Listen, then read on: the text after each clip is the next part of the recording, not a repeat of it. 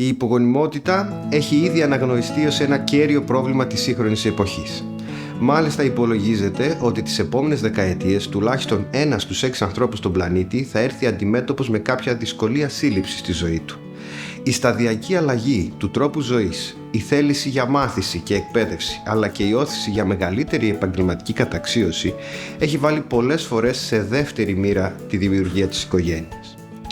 Έτσι λοιπόν, πολλές γυναίκες και πολλά ζευγάρια θα αναζητήσουν βοήθεια αργότερα στην επαγγελματική τους ζωή, όταν ο χρόνος που μπορούν να αφιερώσουν μπορεί να είναι περιορισμένος.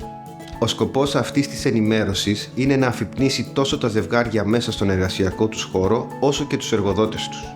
Η γονιμότητα είναι αδιαμφισβήτητο αγαθό και η οικογένεια αναφέρετο δικαίωμα.